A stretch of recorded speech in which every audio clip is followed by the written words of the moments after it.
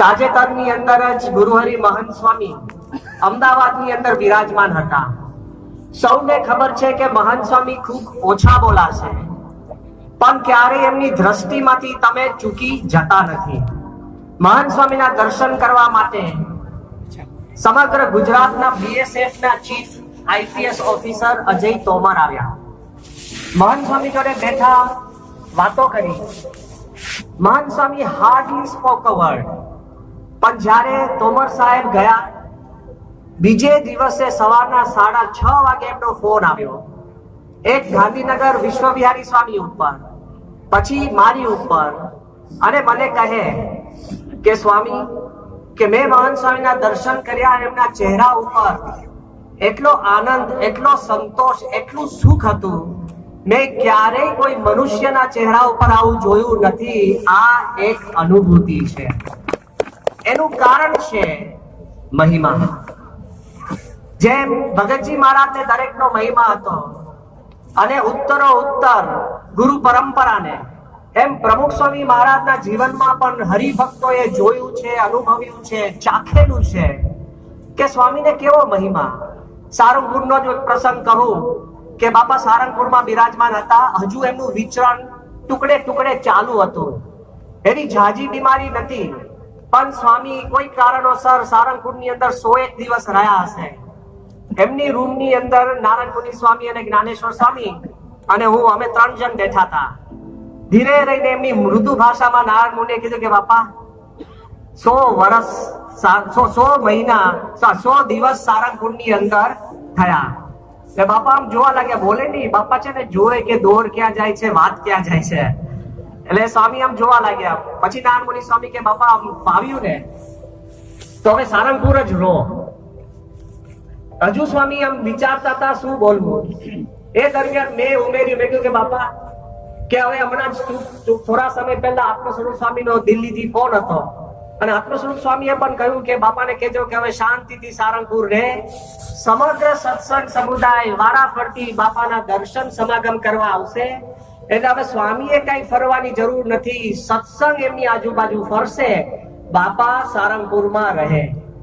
આ વાત ચાલતી હતી. એમાં ધીરે રહીને સ્વામી બોલે. પેલા સ્વામી કહે, તમે મને એમ કહેવા માંગો છો કે મારું વિચરણ બંધ કરું? એમાં ઉમેરો કરવા માટે મેં એક વાત કરી. મેં કહ્યું બાપા આમાં ચિંતા કરતા નહીં, સત્સંગ સમુદાય છે, પણ આપ જ્યાં છો એ આપણા સત્સંગનું કેન્દ્ર બિંદુ.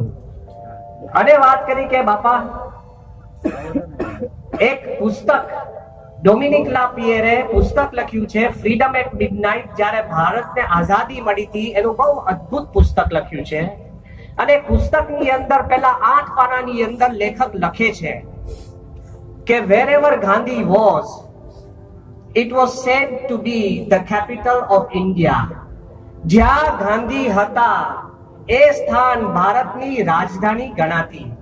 Today Gandhi was in a tiny village near Bengal in Srirampur.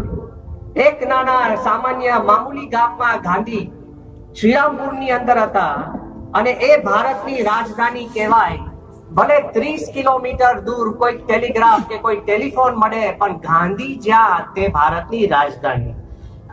એટલે એના અનુસંધાનમાં વાત કરી કે બાપા હવે તમે ચિંતા ના કરો. આપ સારંગપુર તો સારંગપુર BAPS સંસ્થાની રાજધાની, આપ હિંમતનગર હો તો હિંમતનગર BAPS સંસ્થાની રાજધાની, બોચાસણ કે અમદાવાદ એવું જરૂરી નથી, જ્યાં આપ ત્યાં આપણી રાજધાની. આ જયારે વાત કરતા કરતા સ્વામી એકદમ ભાવમાં આવી ગયા. સ્વામી કહે, તમે બધા ભેગા થઈને મને એમ કહો છો કે મારે વિચરણ ન કરવું, હરિભક્તોને ત્યાં ન જવું, આગળ કોઈ ગામે ન જવું. પણ સ્વામી કે મેં શાસ્ત્રીજી મહારાજને જોયા છે, મોટી ઉંમરે, પગમાં વાવ હોય, સાંધા દુખતા હોય, ગાડાની અંદર ગાદલા નાખીને હરિભક્તના ઘેરે જતા મેં શાસ્ત્રી મહારાજને જોયા છે. યોગીજી મહારાજના શરીરમાં 10 રોગ હોય, લોહી ટપકતું હોય, યોગીજી મહારાજને ઘણી બીમારી હતી, તો યોગીજી મહારાજ 2 માળ ચડતા મેં જોયા છે. પછી સ્વામી કે નારાયણ મુનિ, સંતોને ટ્રેનિંગ આપો છો તો ગળથુથીમાં નાખજો કે છેલ્લા શ્વાસ સુધી વિચરણ ચાલુ રાખે અને હરિભક્તોનો ઘેર જાય.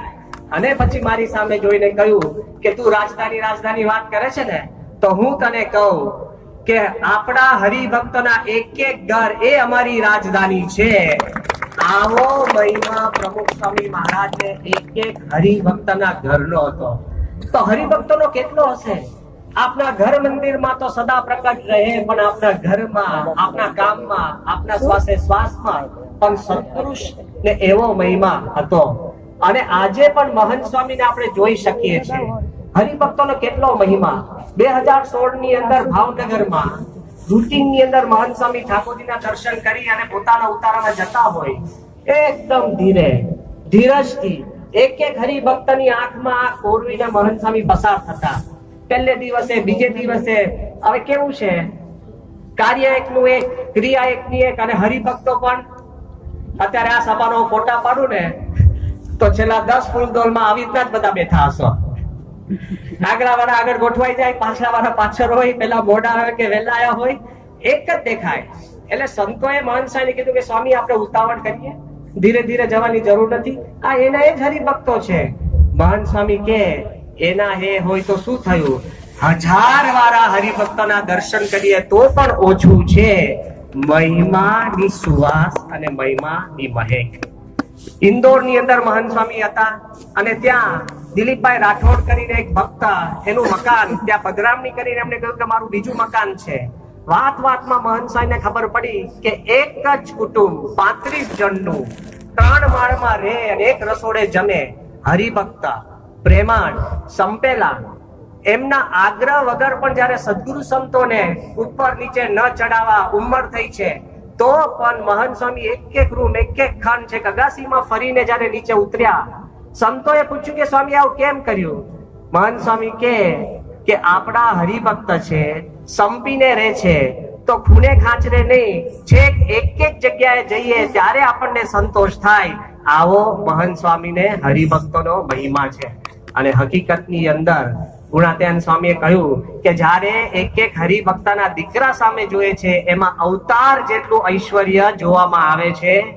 અમદાવાદમાં મહેન્દ્રભાઈ પ્રજાપતિ એના પૌત્રને લઈને આવ્યા હતા અને મહંત સ્વામી એને આશીર્વાદ આપવા ગયા અને પેલાનો ઊંચો પકડી રાખ્યો હતો. એક બાજુ મહંત સ્વામી આશીર્વાદ આપે ને પેલી બાજુ રવિરાજ મહંત સ્વામીના આશીર્વાદ માટે હાથ લાંબો કર્યો. તરત જ એના દાદાએ એને રોક્યો કે ભાઈ આવું ના થાય. મહંત સ્વામી કે ના, એને મૂકવા દો, કે એક એક હરિભક્તના પૌત્રની અંદર પણ તેજ છે. આવો મહિમા સંતો, હરિભક્તો અને એના પુત્રોનો સત્પુરુષના જીવમાં છે. તો આજે આપણે એ જ પ્રાર્થના કરીએ કે સત્પુરુષ તો આપણને બ્રહ્મની મૂર્તિ સમજે છે અને આપણને ખબર છે આપણે કેવા છીએ. તો એક જ પ્રાર્થના રહે કે જેવો એમને આપણા સૌનો મહિમા છે એવા આપણે કંઈક બની શકીએ. છેવટે કદાચ કોઈ કહે કે સ્વામી અમને મહિમા બહુ અઘરો પડે છે, તો જેને મહિમા હોય એની આસપાસ રહો, મહિમાની વાતો કરો, તો 100% આ મહિમાની મહેક આપણને આનંદ આપશે. કોઈ પરફ્યુમની શોપમાં જાઓ, અત્તરની દુકાનમાં, અને કદાચ આપણી પાસે ખિસ્સામાં એક પદ્યું પણ ના હોય, 1,00,000-2 લાખ રૂપિયાના પણ પરફ્યુમ મળે છે. તમે ખાલી આસપાસ ઉભા હો અને કોક મહાન માનદાતા 2 લાખ રૂપિયાનું પરફ્યુમ લે અને સૂંઘવા માટે બોટલ ખોલે ને તો આપણને મફતની સુવાસ પ્રાપ્ત થતી હોય છે. કદાચ તમારી પાસે ઓછું વધતું હોય, મહિમાના હરિભક્તોને, સંતો અને સત્પુરુષ સાથે સમાગમ રાખશો તો આપણું પણ જીવન મગમગતું બનશે. તો ચાલો મહિમાના સંગે સત્પુરુષનો આપણે સમાગમ કરીએ, એ જ પ્રાર્થના.